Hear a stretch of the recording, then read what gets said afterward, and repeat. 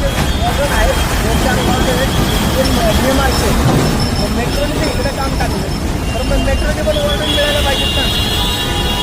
कारण पोलीस यंत्रणा आहे की एकतर चौकापुरती मर्यादित नाही. त्यांना राजस्व चौक बघायचे, त्यांना गुजराडी फाटा बघायचा आहे, त्यांना राजीव गांधी उद्यान बघायचे. सगळ्या भागांमध्ये पोलीस यंत्रणा फिरत असते. त्यामुळे जर इथं वॉर्निंग मिळेल तर या भागाचा वॉर्निंग पण मार्गी लागू शकते. परंतु पोलीस यंत्रणा जे हायर लेवलचे अधिकारी आहेत त्या हायर लेवलच्या अधिकाऱ्यांना सुद्धा माहिती दिली डीसीपी काम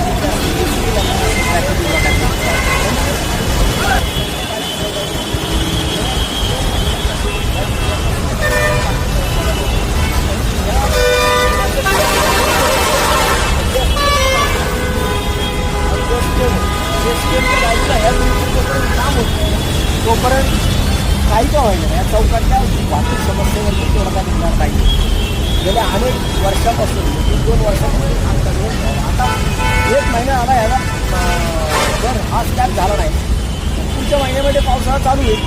एकदा आत्ताच चालू झाला आणि एकदा पावसाळा चालू झाला की मग परत काम करून पेंडिंग पडेल.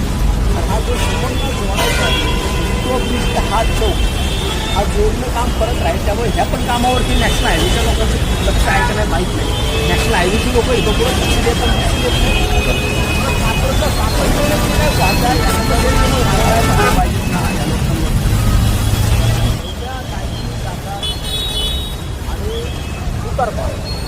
दोन्ही बाजूने एक BRT लेनमध्ये गाडी येणे गरजेचं असताना दोन्ही BRT लेनमध्ये येणाऱ्या आणि जाणाऱ्या दोन्ही BRT लेनमध्ये बसेल.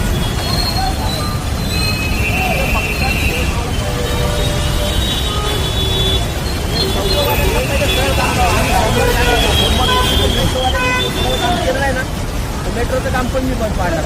आम्हाला विकास पाहिजे, आम्हाला विकासाची कामं झालीच पाहिजे. पण विकासाची कामं करत असताना ते हलका करताय. आम्हाला कात्रजकरांना का वारंवार सातत्याने ट्रॅफिकमध्ये सामोरं जावं लागतं. ब्रिज झाला की मेट्रो झाला की ब्रिज झाला की कन्वर्ट झाला की अजून सारखं आमच्या नशिबाला काय 10 वर्ष ट्रॅफिक जामच आहे. आणि ह्याच्यासाठी पूर्णपणे ठेकेदार बघत नाही. तर कुठेतरी ठेकेदारांना मदत पडणं गरजेचं आहे. जर संबंधित अधिकारी अंबिकापासून वरती सुकटपर्यंत तिकडे सुद्धा जाम केलं आहे. आता खाली चौकीवर सुद्धा जाम करतात.